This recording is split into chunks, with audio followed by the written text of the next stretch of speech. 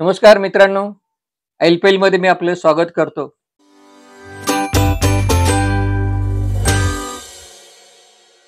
आज एक वेगळी कथा आपल्या पुढे घेऊन आलेलो आहे. कथा अगदी रंजक आहे, खुसखुशीत आहे. परंतु कथेचा शेवट मात्र तुम्हाला तो कळला पाहिजे. कारण या शेवटामध्ये तुम्हाला एक वेगळी प्रेरणा देणारा संदेश मी दिलेला आहे. त्यामुळे कथा पूर्णपणे ऐकावी अशी मी आपल्याला विनंती करतो. कथेचं नाव आहे नानू एक ऋतिक रोशन. ऋतिक रोशन तुम्हाला माहिती आहे, म्हणजे मी ही कथा ज्यावेळी लिहिलेली त्यावर ऋतिक रोशन हा महिला वर्गाचा, मुलींचा फार आवडता होता. तुम्हाला तर माहिती आहे की हे नट नट्या एकेकाळी तरुणपणी आपल्याला फार आवडतात. राजेश खन्नाचा एक काळ होता, देवानंदचा काळ होता, तसा ऋतिक रोशनचा. ऐका आता, कथेचं नाव आहे नानू एक ऋतिक रोशन. नानू म्हणजे माझ्या ऑफिसमधला मित्र, अतिशय जवळचा. नानू अत्यंत अस्वस्थ दिसत होता. दुपारच्या जेवणाच्या सुट्टीत रोजच्या प्रमाणे आम्ही एकत्र आलो. आम्ही डबा एकत्रच खायचो, अंगत पंगत केल्यासारखं. म्हणजे दोघांची डबे आम्ही एकमेकांचे खायचो आणि अशी छानपणे आमची मैफल जेवणाची चालू असायची. पण आज नानू जो आला तर तो काही डबा उघडेना. मी म्हणलं, अरे डबा उघड की. नानू नुसता डब्याकडे पाहत राहिला. अरे डबा घट्ट लागलाय का, उघड की, मी म्हणालो. नानू भानावर आला. हो उघडतो हो, असं पुटपुटत त्याने डबा उघडला. अंगत पंगत करतात त्याप्रमाणे, म्हणजे आम्ही दोघांचे डबे खायचे असं नेहमीप्रमाणे ठरलं आणि त्याला आम्ही सुरुवात करणार. परंतु नानू जेवायला काही सुरुवात करेना. नानू, अरे जेव ना. हे बघ, मी तुझा डबा खातो, तू माझा संपव. म्हणजे दोघांचे डबे आपण दोघेही संपवू की. नको, मी माझ्या डब्यातलं काही खाणार नाही, नानू म्हणाला. ठीक आहे, मला काय, नाहीतरी वहिनींच्या हातची भाजी मला छानच लागते. मी तुझा डबा खातो. पण हे असे का रे, वहिनींबरोबर काही भांडला बिंडलास की काय, मी उत्सुकतेने विचारलं. तेव्हा नानू शांतपणे म्हणाला, नाही रे, पण अरे तुला कसं सांगू मी. मी म्हणालो, अरे सांग ना, कशावरून काय घडलं. साडी मागितली, माहेरचं कोणी येणार आहे, की तुझ्या नातेवाईकाकडून काही घडतंय. नानू म्हणाला, तसं नाही रे, कारण फार वेगळं आहे बाबा. मला काही कळेना, माझी उत्सुकता फार वाढली. म्हणजे घडलं तरी काय. तेव्हा नानू जरा अतिशय गंभीरपणे म्हणाला, अरे तिच्या स्वप्नात रोज ऋतिक रोशन येतो. नानूने हिम्मत करीत मला हे कारण सांगितलं. मी क्षणभर गडबडलोच, काय बोलावे कळेना. मी म्हणालो, अरे पण त्यांच्या स्वप्नात काय घडतं हे तुला रे कसं कळतं. तू काय ऋतिकच्या मागोमाग येतो की काय. तेव्हा तो म्हणाला, हे बघ, तू चेष्टा करू नकोस, मी फार गंभीरपणाने बोलतोय. नानू खरंच गंभीरपणाने बोलत होता. पण बायकोच्या स्वप्नात ऋतिक रोशन येतोय हे कारण मात्र फार गमतीचं होतं. त्याहीपेक्षा त्या कारणाने त्याने रागावणं हे अधिक मनातल्या मनात का विना हसू आणणार होतं. मला मोठ्याने हसताही येत नव्हतं, कारण नानू अतिशय गंभीर होता. तेव्हा तो म्हणा, मलाच तिने सांगितलं, रोज सकाळी हातात कप देताना ती सांगते, आज किनी ऋतिक इतका छान दिसत होता, त्याचं हसणं इतकं विलक्षण, असं वाटत होतं की हे स्वप्न भंगच पाहू नये, नळाला पाणी येऊ नये. मी मध्येच म्हणाला, अरे नळाचा काय संबंध इथे, भाबडेपणाने विचारलं मी. तेव्हा त्याने खुलासा केला, अरे आम्ही नळ उघडाच ठेवतो ना, पहाटे 4लाही पाणी येतं, तेव्हा पाण्याच्या आवाजाने जाग येते, मग तिला उठावं लागतं. ती चिडचिडत उठते, कारण तिचं स्वप्न भंग पावलेलं असतं ऋतिक रोशन बरोबरच. अलीकडे हा ऋतिक स्वप्नात येऊ लागल्यापासून भांडी जोर जोरात आपटतच पाणी भरते. शेजारचे जागे होतात, मला विचारतात, काय अगदी पहाटेच भांड्याला भांड लागलं वाटतं. मी काय उत्तर देणार? नानू शांतपणे सांगत होता. त्या शांतपणामध्ये त्याचा लपलेला संतापही मला जाणवत होता. मग मी जरा बावळटपणाने विचारलं, बरं मला एक सांग, हा ऋतिक स्वप्नात येऊन आणखीन काही, म्हणजे मला काय विचारायचं? हो, म्हणजे तसं तिनं काही मला सांगितलं नाही. म्हणजे मीच पुढे विचारण्याचं धाडस केलं नाही. ती धोरणी आहे, खरं काही सांगणार नाही स्वप्नातलं सगळं. मग मी त्याला म्हणलं, बरं ते जाऊ दे, आता हे सगळं मला कळलं. आता तुझं काय म्हणणं आहे? मी काय करू शकतो या प्रकरणामध्ये? म्हणजे ऋतिकला डायरेक्ट फोन करू का, की बाबा रे नानूच्या बायकोच्या स्वप्नात येऊ नको म्हणून मी आपलं सहज गमतीने म्हणालो. हे बघ, तू गंमत समजू नकोस, नानू म्हणाला. माझ्या बायकोच्या स्वप्नात ऋतिक रोशन येऊ लागल्यापासून ती इतक्या तुच्छतेने माझ्याकडे पाहते, अगदी झुरळासारखं रे.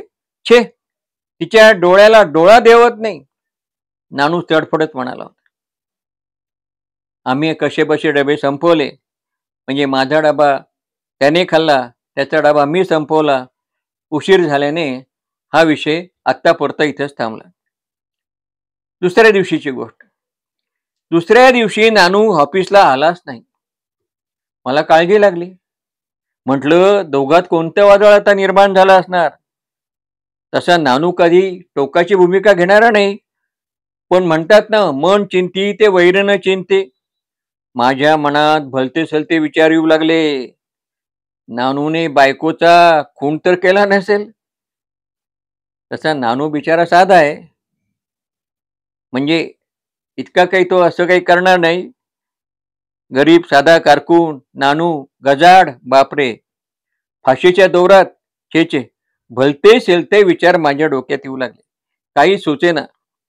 दिवसभर ऑफिसात चैन पडेना, एकट्याला डबाही खावे ना. ऑफिस सुटता सुटता नानूला फोन लावला. फोन घेतला वहिनींनी. हॅलो वहिनी का? नानू आहे का? वहिनींचा आवाज ऐकताच श्वास जरा मोकळा झाला. म्हणजे वहिनी जिवंत आहेत, म्हणजे नानू तुरुंगात जाणार नाही तर. पण नानूनेच आत्महत्या केली असेल तर, असाही विचार माझ्या डोक्यामध्ये आला. काय डोकं म्हणजे भलतं सलतं चालतं हो. म्हणतात ना, मन चिंतित आहे असो.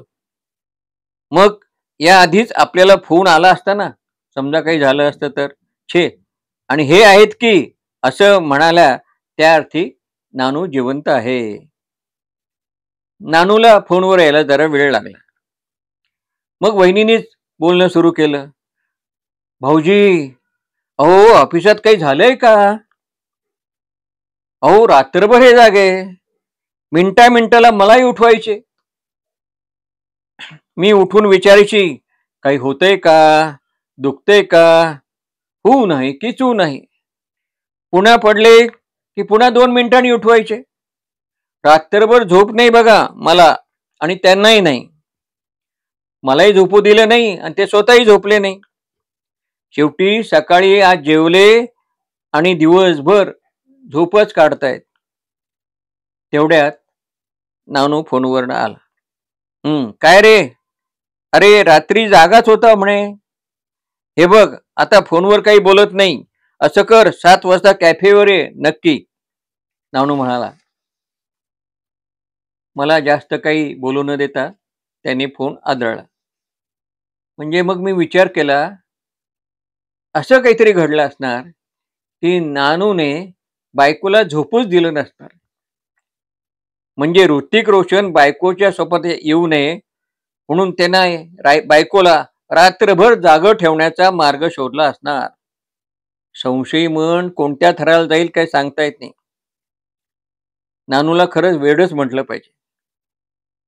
नाही म्हणजे आता हेच बघा ना, बायकोला झोपू द्यायचं की नाही, परंतु बायकोला झोपूच द्यायचं नाही ही कल्पनाच किती मूर्खपणाची. त्यासाठी स्वतः जागं राहणं, हा आणखीन गाढवपणा. पुन्हा हा उपाय रामबाण आहे का? किती दिवस दोघेही जागे राहणार? दुसऱ्या दिवशी जेवण झाल्यावर नानू गाढ झोपलास ना. तो झोपल्यावर त्याची बायकोही झोपली असणार. म्हणजे स्वप्नात रात्री येणारा ऋतिक दुपारी आला असणार की. त्याला काय रात्र काय आणि दिवस काय. देवासारखी ह्या नटांची 1000 रूप. सर्व स्त्रियांच्या स्वप्नात रात्री हजर, दिवसाही हजर. बिचारा नानू मात्र. शेवटी नानू आणि मी कॅफेमध्ये आलो. कॅफेमध्ये आल्यावर नानूने प्रथम कपभर चहा ढोसला, आणखी चहा मागवला. का रे, दुपारी उठल्यापासून चहा घेतला नाहीस वाटतं? का वहिनीने दिला नाही चहा करून? हे बघ, जोपर्यंत तो ऋतिक तिच्या स्वप्नात येतो, तो तिच्या स्वप्नातून जात नाही, मला तिच्या हातचा चहाही नकोसा झालेला आहे. मी आणखीनच हसायला लागलो मनातल्या मनात. अरे गाढवा, पण तुला हे कसं कळत नाही की रात्रभर वहिनींना जाग ठेवून किंवा तू न झोपून या ऋतिकचं येणं जाणं बंद होणार आहे का? काहीतरी वेडेपणा करतोस, मी त्याला म्हणालो. मलाही त्याच्या खोळेपणाचा खरं तर रागच येऊ लागला होता. तेव्हा तो म्हणाला, अरे पण तू मला नीट का नाही समजून घेत? समजा तुझ्या बायकोच्या स्वप्नामध्ये ऋतिक रोशन आला असता तर तुला चाललं असतं का? तुला मिठीत घेत ती तोंडाने ऋतिक ऋतिक म्हणते, हे तुला चाललं असतं का? बोल आता, मला वेडा म्हणतोस? नानू चडफडत म्हणाला. हे बघ नानू, तू हवं तर आणखी 4 कप चहा घे, पण शांतपणे बोल. चिडू नको, रागवू नको, तर मला कळेल. नीट विचार कर माझ्या म्हणण्यावर. मी शांतच आहे रे, नानू म्हणाला. पण तूही मला वेडा म्हणतोस म्हणजे मग मी यावर उपाय तरी कोणाकडे मागायचा? तू माझा मित्र ना, तूच मला याच्यावरती उपाय सांग. हे बघ, आता आपण दोघे शांतपणे यावर बोलू. पहिला मुद्दा जो तू आत्ताच काढलास, माझ्या बायकोच्या स्वप्नात समजा ऋतिक रोशन आला, पण तो कसा येणार रे? तो तुझ्या बायकोच्या स्वप्नामध्ये गेलेला. मी आपलं वातावरण जरा हलकं फुलकं व्हावं म्हणून विनोद केला. तेव्हा तो आणखीन चिडला. हे बघ, तू पुन्हा गमतीचं बोलू नकोस. तुला जे काही सांगायचे ना ते अगदी गांभीर्याने सांग, नानू म्हणाला. त्याला या घडीला कोणता जोक गंमत नको होती. हे बघ, माझ्या बायकोच्या स्वप्नात ऋतिक, आमिर खान किंवा आणखी कुणी आला तरी फरक पडत नाही. अरे फक्त स्वप्नातच तो येतो. 7 जन्म गेले तरी तो प्रत्यक्षात तिला दिसणार सुद्धा नाही. मग एकत्र येण्याची बातच दूर. तेव्हा उगीच कशाला काळजी करतोस? अरे बावळटा, स्वप्नात असं कोणी येऊन जातच असतं. माझ्याही स्वप्नात अनेक नाट्य येतात, म्हणून काय? आता माझ्या स्वप्नात परवाच ऐश्वर्या राय आली होती. काय छान वाटलं बघ. मग नानूने विचारलं, तुझ्या स्वप्नात ऐश्वर्या आली हे तू बायकोला नाही सांगितलंस का? नानू भाबडेपणाने म्हणाले, हो तर. ती म्हणाली, येऊ द्यात की, त्यात काय विशेष? सकाळी उठल्या उठल्या फक्त तुमचं थोबाड जरा आरशात बघा म्हणजे झालं, आणि मग रोजच्या कामाला ती लागली. हे असं असतंच.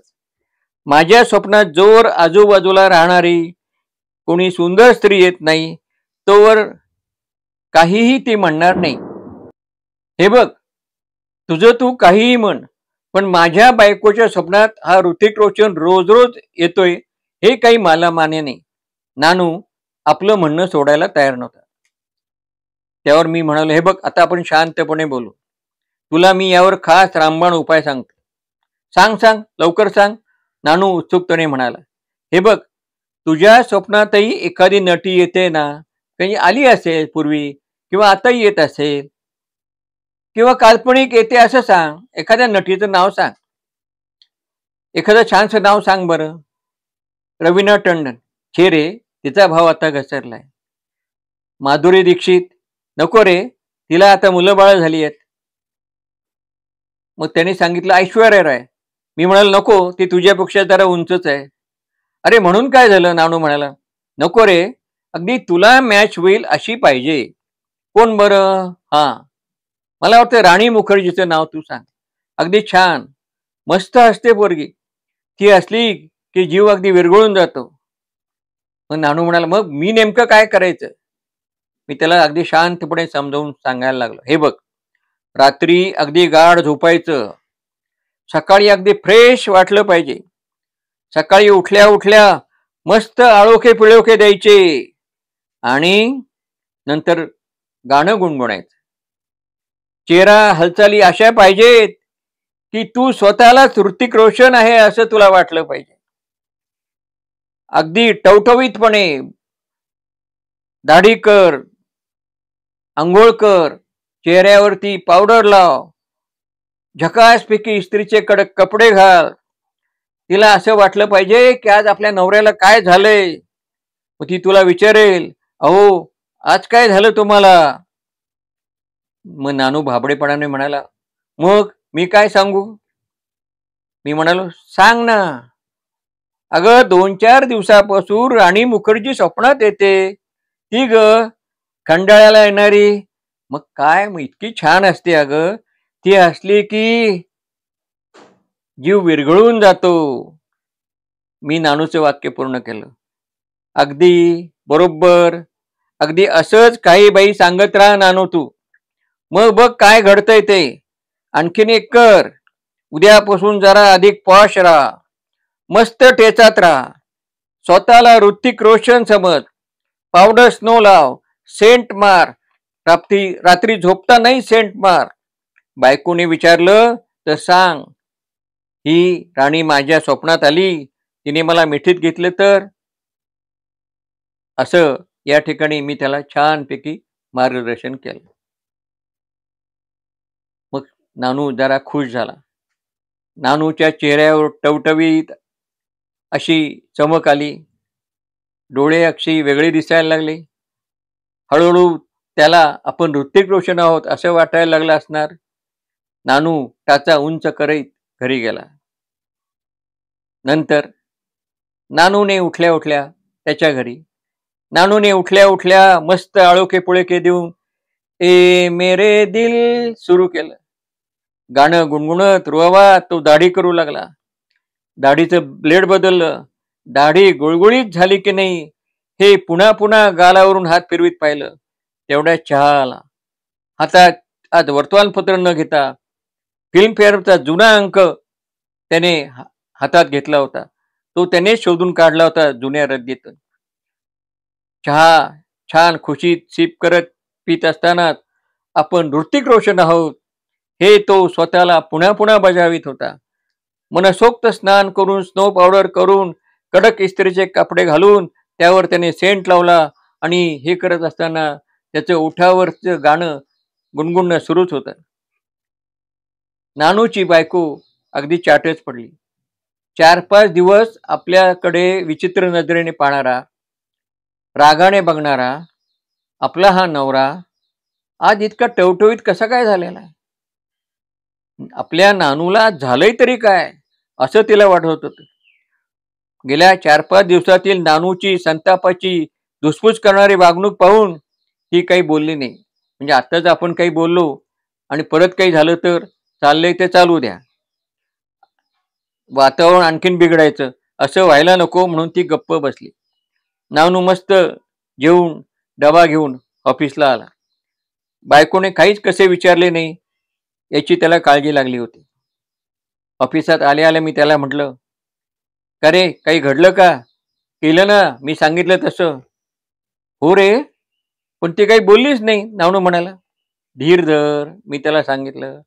बायका तशा संयमी आणि बेरक्या असतात. रात्री सेंट लावलास, आता पुन्हा आजही रात्री लाव, तेवढं मात्र तू विसरू नकोस. नानू घरी आला.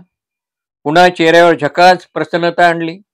गाणं गुणगुणत चहा घेतला, रात्रीचं जेवण केलं.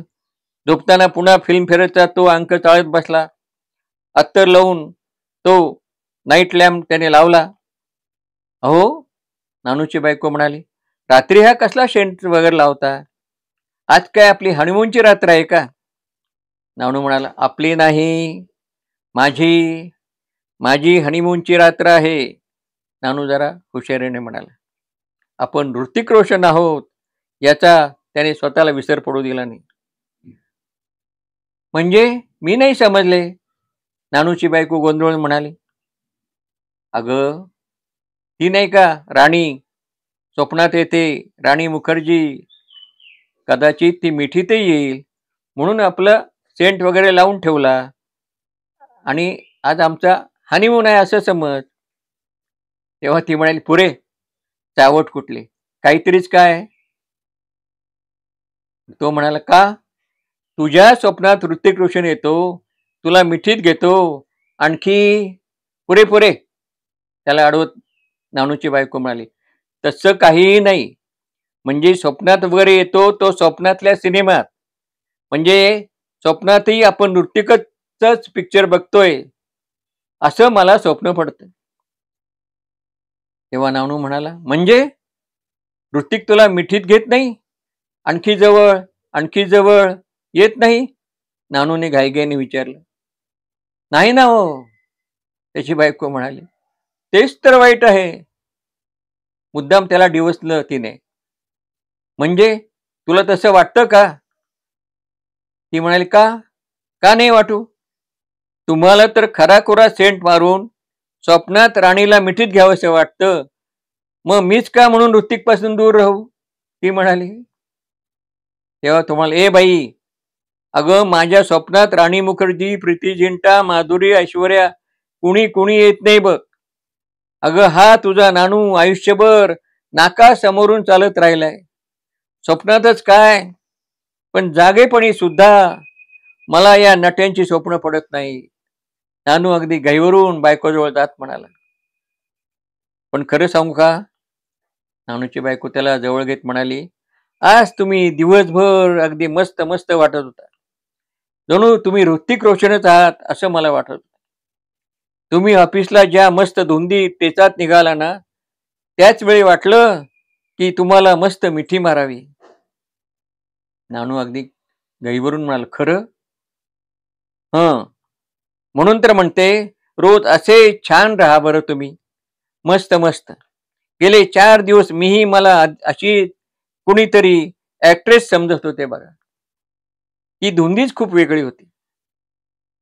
तो म्हणाला, अगं मग त्यात काय अवघड आहे? आपण आहोतच तसे मस्त मस्त. तूही स्वतःला कोणीतरी समज, मीही स्वतःला कोणीतरी समजतो. काही बिघडत नाही बघ. आयुष्य थोडंफार तरी धुंदीत घालवायचं ना. रांधा वाडा उष्टे करा, दमून भागून या. आपण इतकं सामान्य जीवन जगायचं का? तेव्हा स्वप्नात सुद्धा तो ऋतिक रोशन नको, ती प्रीती जिंटा नको, राणी मुखर्जी नको, आपण आहोत तसेच बरे. तेव्हा ती म्हणते, अगदी आहोत तसे राहतो ना, म्हणून तर जगण्यात राम नाही हो. तेच तेच जगणं, तेच तेच मरणं, तेच तेच कंटाळवाणं जगणं, चे नको वाटतं. आणि म्हणूनच यात जर आपल्याला सहजपणे बदल करायचा असेल तर ती सांगते, आपण कोणीतरी आहोत वेगळे असं अधूनमधून का विना स्वतःला वाटलं पाहिजे, स्वतःला असं जाणवलं पाहिजे. आणि मग कधीतरी आपणही स्वतःला ऋतिक रोशन, कधीतरी राणी मुखर्जी असं समजलं पाहिजे. तरच आपलं आयुष्य काही दिवस का विना हे रंगतदार होऊ शकते. आणि म्हणून या ठिकाणी आपण असेच एकमेकांना टवटवीत ठेवण्यासाठी असंच वागत राहू. आणि आपल्या स्वप्नात कोणीही येत नाही हे आपल्या दोघांनाही माहिती आहे. आणि समजा आलं तरी ते स्वप्नातलं स्वप्न असतं. आणि म्हणून एकमेकावर न रागवता आपण एका वेगळ्या धुंदीत जगलं पाहिजे. किती दिवस आपलं हे सगळं सामान्यांचं जगणं असंच असतं, असं या ठिकाणी तिने त्याला नानूला समजावून सांगितलं. नानूला हे खूप पटलं. आणि मग त्याच्यातला ऋतिक रोशन त्याच्या बायकोच्या म्हणजे राणी मुखर्जीच्या कुशीत कधी शिरला कळलंच नाही.